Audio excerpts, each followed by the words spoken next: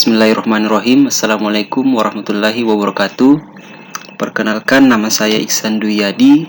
Saya kuliah di Universitas Cokro Aminoto Palopo dan mengambil Fakultas Komputer Prodi Teknik Informatika. Dan konsentrasi saya yaitu Sistem Informasi Geografis. Di sini saya akan membahas tentang geologi umum. Nah, yang pertama yaitu definisi geologi, tenaga geologi, dan hasil bentukan alam biologi.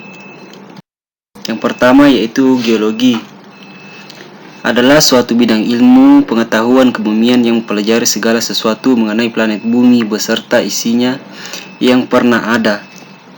Ilmu geologi merupakan kelompok ilmu yang membahas tentang sifat-sifat dan bahan-bahan yang membentuk bumi, struktur, proses yang bekerja baik di dalam maupun di atas permukaan bumi, kedudukannya di alam semesta serta sejarah perkembangannya sejak bumi ini lahir di alam semesta hingga sekarang. Selanjutnya yaitu tenaga geologi. Tenaga geologi terbagi menjadi dua bagian. Yang pertama yaitu tenaga geologi endogen. Tenaga geologi endogen merupakan tenaga pembentuk muka bumi yang berasal dari dalam bumi. Tenaga endogen terjadi karena adanya pengaruh dari arus konveksi, yang mana arus ini menyebabkan lempeng benua dan lempeng samudra menjadi bergeser. Tenaga yang kedua yaitu tenaga geologi eksogen. Tenaga geologi eksogen merupakan tenaga yang berasal dari luar bumi yang bersifat merusak. Tenaga eksogen terjadi akibat pengaruh kondisi alam seperti sinar matahari, air, angin, dan aktivitas makhluk hidup dan juga gletser. Selanjutnya yaitu contoh tenaga endogen. Yang pertama yaitu vulkanisme. Vulkanisme merupakan peristiwa yang terjadi karena aktivitas magma dari dalam perut bumi. Contohnya seperti pada gambar ketika letusan Gunung Merapi. Yang kedua yaitu tektonisme. Adalah tenaga yang berasal dari dalam bumi yang mengakibatkan terjadinya perubahan letak atau lipatan dan patahan pada kulit bumi dan juga batuan. Dan ini adalah gambar tenaga tektonisme yang membuat patahan pada permukaan bumi. Selanjutnya yaitu seisme. Seisme merupakan getaran yang terjadi pada kulit bumi yang terjadi akibat adanya tumpukan energi yang besar dari dasar bumi yang disebut sebagai epicentrum. Dan ini adalah gambar dari seisme. Selanjutnya contoh tenaga eksogen. Yang pertama yaitu pelapukan. Pelapukan merupakan proses hancurnya batuan dari ukuran yang besar ke ukuran yang kecil, bahkan menjadi halus.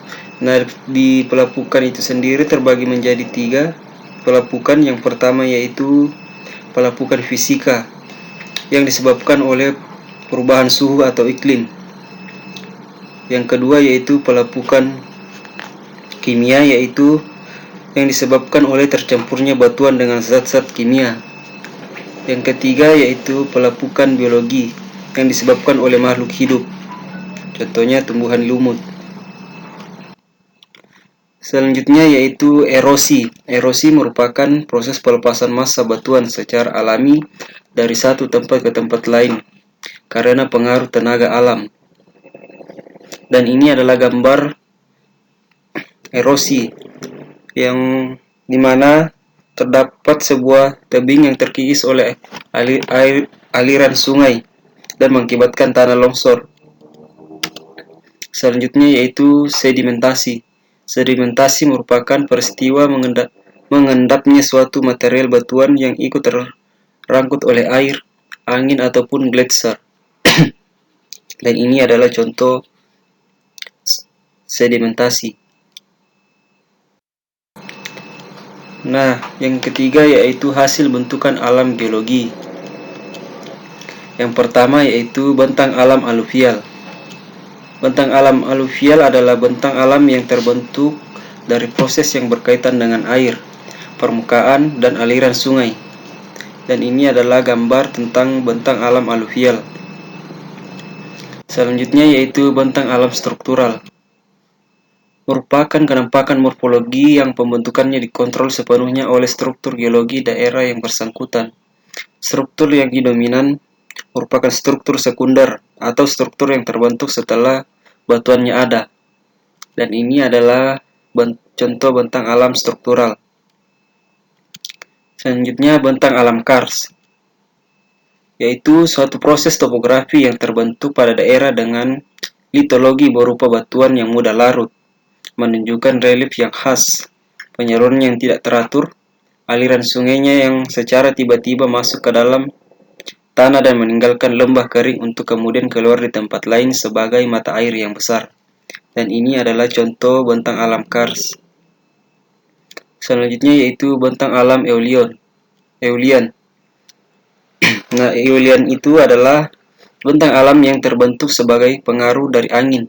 Dalam hal ini, bentang alam Eolian akan lebih terlihat dari daerah gurun karena sedikitnya faktor penghalang dari ketiadaan faktor pengikat oleh material bebas. Dan ini adalah contoh bentang alam pada Eolian. Selanjutnya itu bentang alam laut dan pantai. Terbentuk oleh berbagai proses geologi, yaitu proses endogen yang diprakarsai oleh proses yang terjadi dari dalam bumi, dan proses eksogen yang dimotori oleh kegiatan dari luar bumi.